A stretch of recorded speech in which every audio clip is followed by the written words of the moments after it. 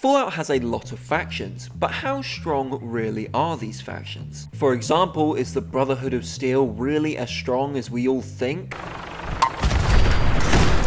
Is the Institute really as technologically advanced as we all assume? Or is the Railroad the most powerful faction in the series?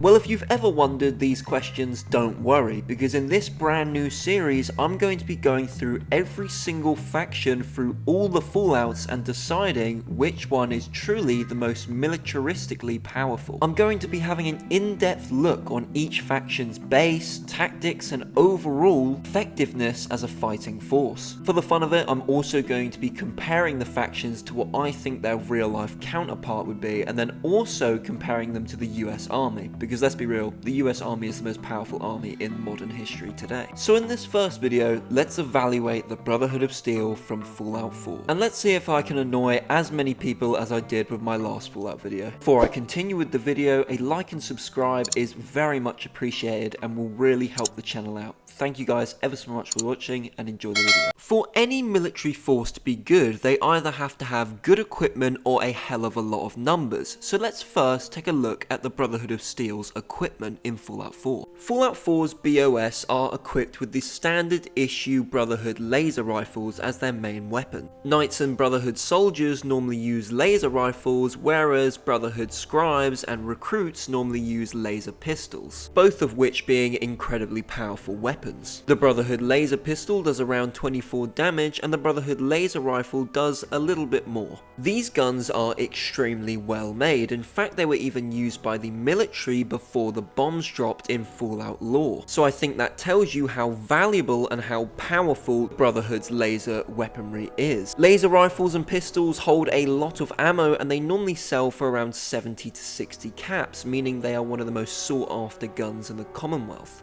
This is especially apparent in early game. If you've ever played Fallout 4, you'd know that the laser rifle especially is very handy at dealing with any sort of super mutants, ghouls, or even raiders. Some higher ranking members in the BOS in Fallout 4 also carry modified laser rifles, such as Paladin Dance. While laser weaponry seems to be the Brotherhood of Steel's main thing when it comes to Fallout 4, they do have a variety of other weaponry, including missile launchers, normal pistols, grenades, and even a minigun if you're a Brotherhood Knight. Speaking of Brotherhood Knights, if you're one that holds a higher position than others, you may also have a laser minigun, aka the Brotherhood's pride and joy for weaponry. The laser minigun rips through any foe, dealing insane amount of damage and shooting over 40 lasers at one time. This piece of weaponry would cut down anyone who stood in the Brotherhood of Steel's way. Not to mention the Pridwin has brought up to at least one mini nuke slash Fat Man. If we're talking about the Brotherhood of Steel after they'd taken Fort Strong, then they would have hundreds of mini nukes. But let's not get into that right now. Let's just focus on the key things the Brotherhood of Steel brought with them when entering the Commonwealth. We know that the Brotherhood of Steel brought with them an uncopious amount of supplies, such as medical supplies, normal supplies, and even some food. We know that the Brotherhood Pridwin can hold up to 4 vertibirds, and then throughout the course of Fallout 4, many more show up, so we can estimate the vertibird numbers around 30 to 40. This gives, of course, the Brotherhood a lot of power in the sky. In fact, without a doubt, it gives the Brotherhood the most power out of any faction in Fallout 4 in the sky, to mention the Pridwin itself. While the Pridwin isn't exactly the strongest ship the Brotherhood has, it does have the capabilities to bring a lot of things to the Commonwealth, such as 400 to 500 men from the information I could gather, 4 vertibirds, and a whole station of power armor. Pair that with what the 3 Brotherhood already in the Commonwealth, and of course the endless supply of vertibirds that back up the Brotherhood airship through their campaign in the Commonwealth, and we can estimate there's around 840 Brotherhood soldiers in the Commonwealth while the events of Fallout 4 are taking place. We can infer that at least half of these troops are Brotherhood Knights, which would lead the other half to be crew members on the Pridwin, captains of vertibirds, or even scientists. The Pridwin has a single doctor and even a dedicated science team as well. Overall, that brings an active soldier count to 450, a vertibird count of 35, 1 Pridwin, and a nearly endless supplies of power armor and other weaponry. This straight away confirms that Fallout 4's BOS has incredible weaponry. Overall, incredible equipment. While their numbers aren't explosively impressive, they are still a strong force to be reckoned with, and I would estimate, without taking a full analyzation, that they are probably the third largest faction in the Commonwealth, if not the second. Oh, maybe they even are the first. I really don't know. I haven't looked into the Institute numbers yet. Let me know down in the comments what faction you think is the largest in terms of sheer manpower. Now, when I think of effective militaries from around the world, I also think about what their bases are like and how they are from a defense point of view. So without further ado, let's talk about the Brotherhood of Steel's base. Their main base of operations is Boston Airport in Fallout 4. Now this straight off the bat is a great place to set up a military base. At least I think. Government buildings and areas are normally very easy to fortify because they normally already have some sort of fortifications placed in by the government. The Brotherhood only really use 1/4 of the airport, and you can see why. It's a big airport, but they quarter off the control tower and one of the cargo bays. This straight away makes the Brotherhood base very fortified and very protected. Did I just say fucking protected? I meant protected. Your vitals are good. Good to see them bullets didn't affect your charm none. The front quarter of the base is protected by a large wall, which is guarded by Brotherhood soldiers and knights. The front of the BOS's base is guarded by a Brotherhood knight with a minigun, in of course a full suit of power armor. There are also Brotherhood scribes and soldiers on the walkway of the wall, protecting the base and looking out for any enemies. Not to mention there is also searchlights looking for any enemies or hostiles in the area. The back side of the base, along with the right side of the base, is completely blocked off by water. This of course means there's only really two ways you can attack the BOS's base, and that's either from the heavily fortified front gate or from the heavily fortified walled off left side of the base. I can't believe I've just said fortified about 8 times in one sentence.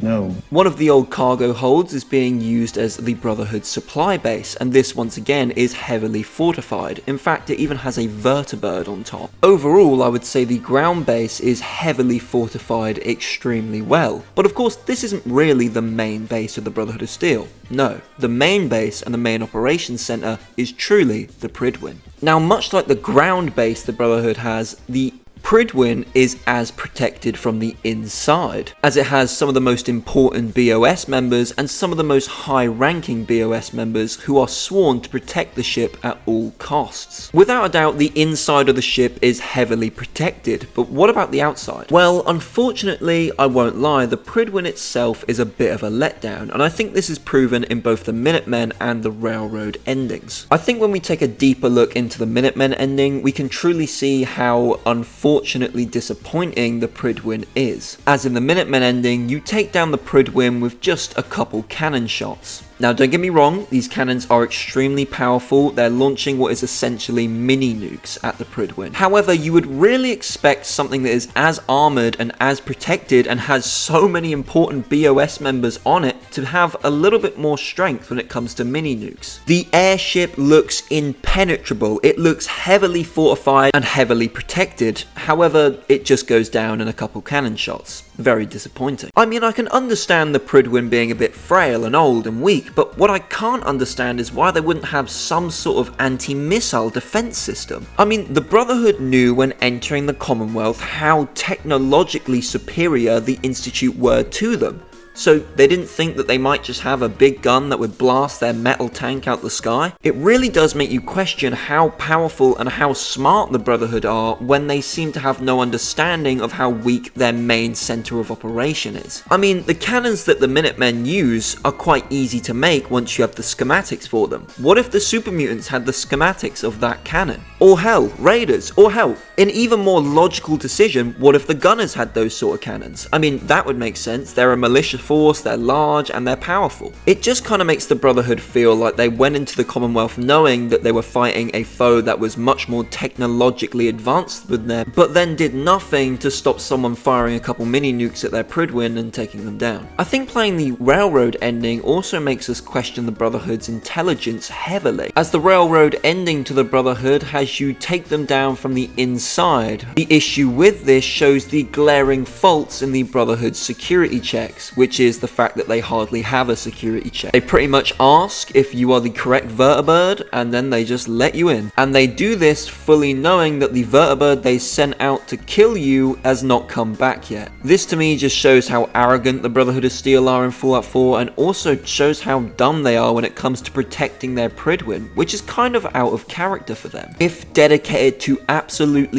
anything in Fallout 4, it's killing the Institute and protecting Elder Maxson. The amount of times you hear dialogue talking about how respected and how well liked Elder Maxson is within the Brotherhood is insane. So to me at least, it's a bit out of character for the Brotherhood to have such easy security clearance checks. They didn't even ask the names of these Brotherhood members asking to dock on the Pridwin. And to me, this ending and the Minutemen ending show two major issues within the Brotherhood of Steel's base already. The first one being that the Pridwin is weak. Full stop, that is the issue. And that the Brotherhood don't really do anything to counter this weakness or make it harder for enemies to strike the Pridwin. The second issue is that the Brotherhood security team is laughably bad at their jobs and just let anyone onto the Pridwin. And to me at least, this makes me question even further why they decided to place their base of operations here. Located directly next to the airport in literal viewing distance from the Pridwin is a base called Fort Strong, run by super mutants,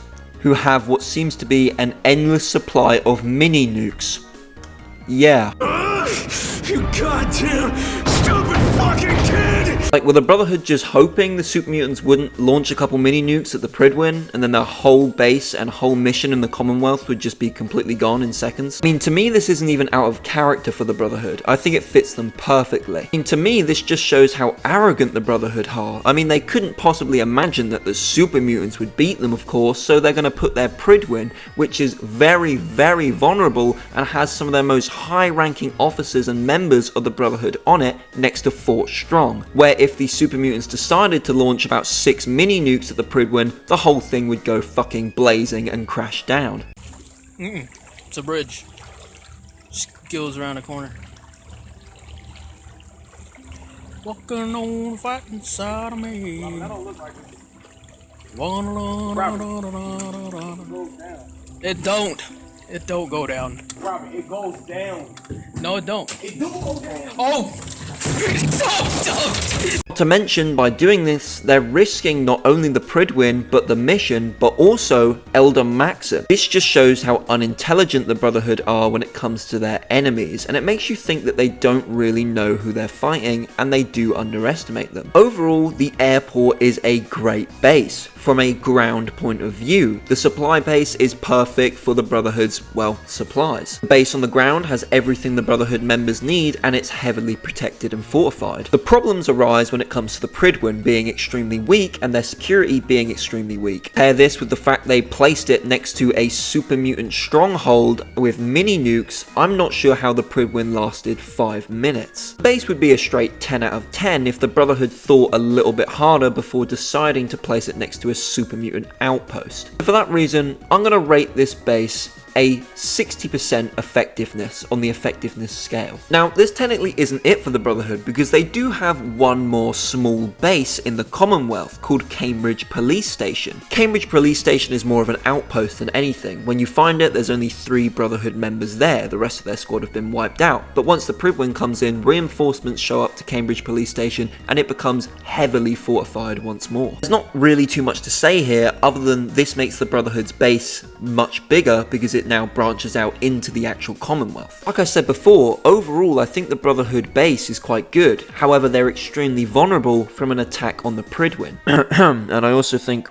every single ending where you take down the Brotherhood shows this. Now let's talk about the Brotherhood of Steel's tactics in Fallout 4. First of all, when roaming the Commonwealth, you can find vast amounts of Brotherhood of Steel members trying to take land and gain territory from whatever they deem abominations. Their tactics for taking more land in the Commonwealth or clearing areas in the Commonwealth often involve the Brotherhood flying in a vertibird, which will normally carry 2 Brotherhood knights, 2 Brotherhood soldiers, and then obviously the pilot. in which the two Brotherhood Knights will start off by raining hell on the enemy with the Vertibird's miniguns. Once this phase is over of the attack, the Vertibird will land, drop off normally 2 Brotherhood Knights and 2 Brotherhood soldiers / scribes. And this is sort of the tactics the Brotherhood always use in Fallout 4, hitting the enemy fast and upfront and very hard. And I must admit, these violent upfront and fast attacks normally work quite well against most enemies in the Commonwealth. However, at the same time, there are a fair share of cases where these tactics don't work, which is normally when the Brotherhood are actually fighting in Boston's center city, as Vertibirds normally crash or are normally shot down, as it's very hard for pilots to be able to maneuver around large buildings and skyscrapers. This often leads to the Brotherhood Knights to be killed, and always leads to the Brotherhood soldiers or scribes to be killed, of course along with the pilot. And even if the Vertibird does drop off the troops it needs to, you often find the 2 soldiers who aren't the Knights are cut down very quickly. This of course has a lot to do with Brotherhood armor versus any other faction's armor. The Brotherhood armor is not great. If you're a scribe, you normally don't get any, you just get a large coat. And even the members of the Brotherhood that are given armor but not power armor, the armor's normally a lot more weaker to say the gunner's armor. However, I digress. This is just soldiers trying to take little bits of the Commonwealth or clear little bits of the Commonwealth. What about Brotherhood main assaults and main missions? Well, the Brotherhood used the same hard-hitting tactics as they always would, and 2 great examples of the tactics they use being very effective is the Battle of Bunker Hill and the destruction of the railroad. Let's first talk about the Battle of Bunker Hill, and the Brotherhood's main goal here is to destroy synths that the railroad have been hiding in one of their secret bases. In this battle, the railroad are defending a town called Bunker Hill, so the Brotherhood are assaulting the railroad's positions on this town.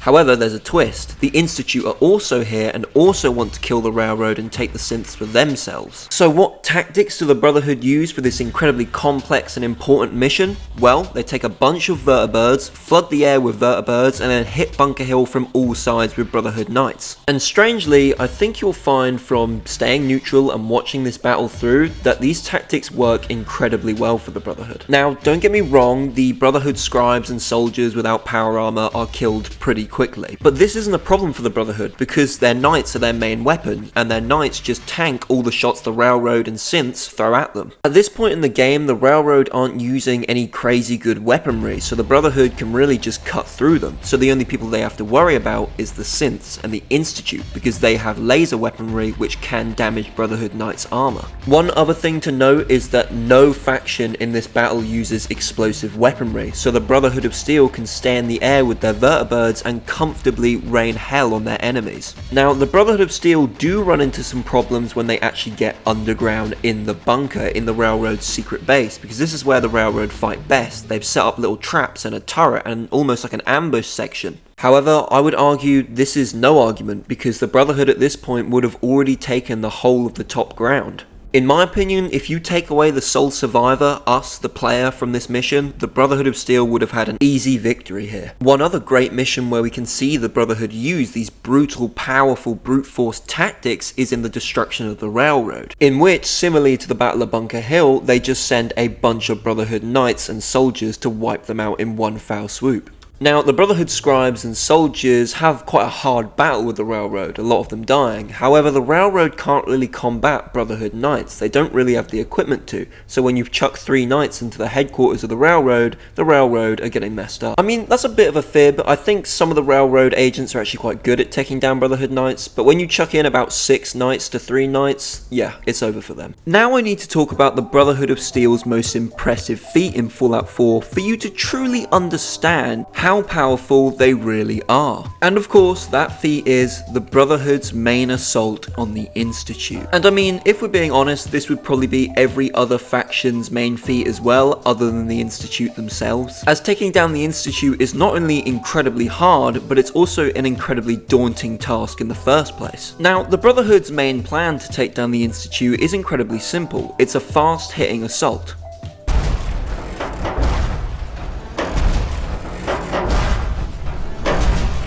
Okay, maybe it's just a hard-hitting assault, but you get the idea. It's the usual Brotherhood tactics of throwing everything they have at their enemy and hoping for the best. Well, sort of anyway. Except this time they have one thing that the BOS normally wouldn't have. They have Liberty Prime. The Brotherhood of Steel used Liberty Prime to take down the Enclave in the Capital Wasteland. However, somehow, he was destroyed. For the Brotherhood of Steel's main assault against the Institute, they fix Liberty Prime, and not only use him to clear a path straight to the Institute, but also use him to gain entrance into the Institute. Liberty Prime himself is a massive war machine robot made to kill Chinese invaders before the bomb drop. Liberty Prime can fire lasers out of his fucking eyes, throw mini nukes, and he's pretty much nearly invincible. Now, why do the BOS need Liberty Prime? Well, they need him because the Institute is located under the ground, and they need something strong enough to blast their way through the ground to get to the Institute base. Once they blast through the ground, they also need to get through the Institute's outer layer to get into the base. Which of course is far easier to do when you have a massive fuck off robot that shoots laser beams out of his eyes. And this is an incredibly good plan. Well, not a very good plan from the game developers, as this mission is really underwhelming and really boring, but an incredibly good plan from the Brotherhood. And the cost of Liberty Prime is not that much. Not many Brotherhood soldiers are killed trying to get the parts needed to get him, and Liberty Prime himself ensures that as fewer casualties are made on the assault to the Institute. This also means the Brotherhood get to keep an extremely powerful weapon, that weapon being Liberty Prime himself. The Brotherhood have some hard fighting when they get into the Institute base, but once they make it to the center of their base, the Brotherhood wipe out anyone in their way. The Brotherhood then head to the reactor, plant a bomb on it, teleport away to safety, and watch their 25 kill streak activate.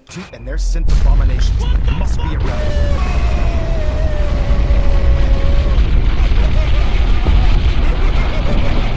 Now, why is this the Brotherhood of Steel's best feat? Well, not only do they take down the hardest foe in the Commonwealth, they do it by taking some of the best technology they have for themselves and keeping it. And overall, the Brotherhood's assault is done extremely well, ensuring as least amount of casualties as possible for a frontal assault. Once they're actually in the Institute itself as well, I think they lose the least amount of casualties than all the other factions. But nonetheless, none of this could have happened without not only a great leader, but a great chain of command. So how is the Brotherhood's leader and chain of command? Now, I want to talk about the chain of command in the Brotherhood as well, but for now I'm going to start by talking about the Brotherhood of Steel's leader, because if you don't have a good leader, you can't have a good chain of command, or at least not an as good or effective chain of command as you could have. Elder Maxson is the commander and leader of the Brotherhood of Steel in Fallout 4, and he is also the youngest elder the Brotherhood have ever seen, only being 20 years old when the events of Fallout 4 take place. However, don't be fooled, his age does not stop him being one of the most loved Brotherhood leaders of all time. I think my first question for Elder Maxson is, how does he treat his troops? How does he treat his men? Well, and we can see he treats them extremely well. There's a secret terminal on the Brotherhood which you can access, which reveals quite a lot about Elder Maxson, and it reveals how much he cares about the mental well-being of his troops. In this terminal, we can see Elder Maxson contacting the doctor on board the Prydwen, telling him to make sure the Brotherhood of Steel and all their troops' mental well-being is put first, and make sure all the men on the ship are mentally looked after. Let's just say that Elder Maxson clearly cares for the men and women on board the Prydwen and off board. He cares for everyone in the Brotherhood, to put it simply. How does Elder Maxson come to forming plans and strategizing with the Brotherhood of Steel's vast army and equipment? Well, from what I can gather, he has a very hands-off approach. He usually leaves this to the captain of the Prydwen and all the people under him, as well as high-ranking Brotherhood officers to come up with an actual plan of attack or a strategy. Then Elder Maxson will approve this plan if he deems it a good one. And to me anyway, this is a good thing, because I think it shows how much trust he has in the men around him, even though that trust can sometimes lead to weakness and vulnerability. If I had to describe Elder Maxson as anything, it would be dedicated. He is a very dedicated leader, dedicated to why he's in the Commonwealth, dedicated to his mission,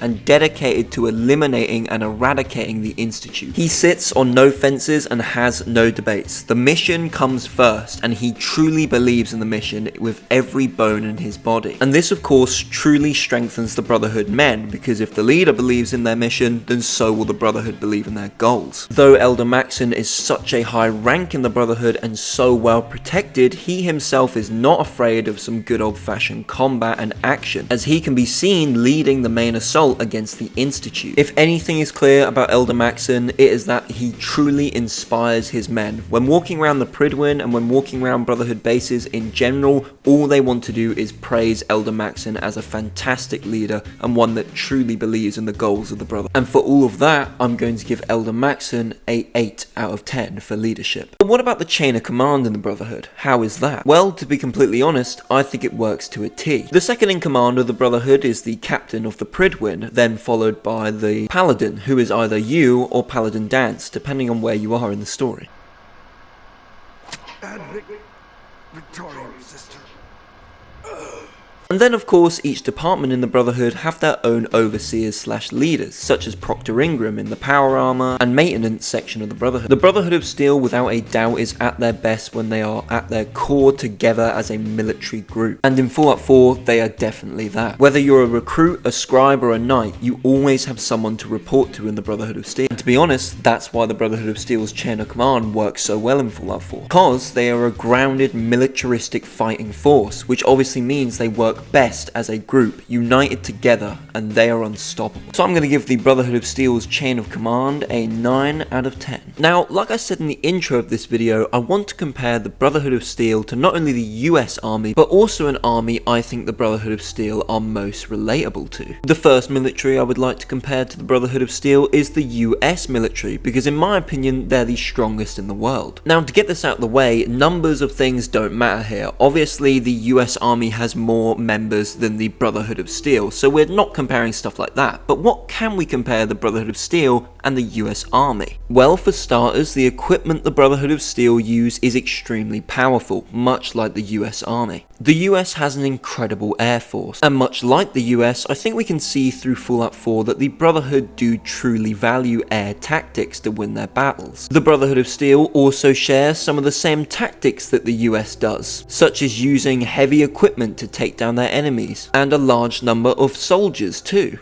However, in terms of training front, I must say the US is probably better trained than the Brotherhood of Steel. However, in my opinion, there is one military you can compare the Brotherhood to very easily, and in my opinion, that is the Russian military, or even the USSR. Russia throughout its history has always used large amounts of soldiers and extremely powerful equipment to overwhelm their enemy and take them down, even to this day in very horrible circumstances. They also don't so much rely on greatly trained men, just large numbers and great equipment, much like the Brotherhood. However, that's just what I think. Let me know what military force you would compare the Brotherhood to in the comments down below. So in conclusion, I would say the Brotherhood of Steel are an incredibly effective and powerful force. Out of all the factions' manpower in Fallout 4, they are probably the second largest, and their equipment is probably unmatched when it comes to raw firepower. They completely dominate and rule the skies of the Commonwealth with their vertibirds, and as a general rule, they have 100% faith in the goals that they're fighting for. They have an incredibly powerful fighting force combined, simply united by their patriotic leader. So overall, I would say the Brotherhood of Steel are an incredibly powerful and strong faction, let down by very little things. The things that let down the Brotherhood of Steel is the Pridwin's weakness, and how where it is on the map leaves it very vulnerable to attack, and the sometimes overlooked lack of faith that the Brotherhood soldiers have. The Brotherhood of Steel in Fallout 4 are an incredibly powerful faction, and I'm going to give them, as their final score, a 75% on the effectiveness scale.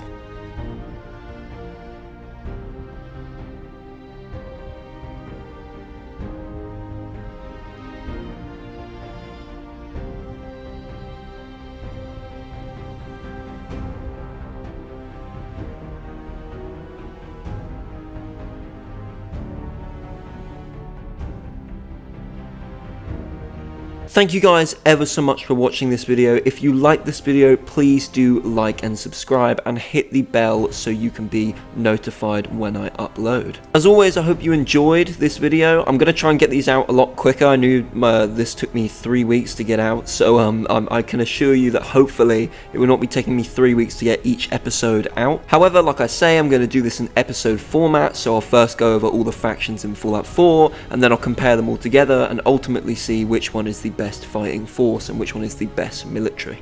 I thank you guys all very much for watching this video. Like I say, if you like, please do subscribe, and I will see you all in the next video. Stay safe, guys. Goodbye.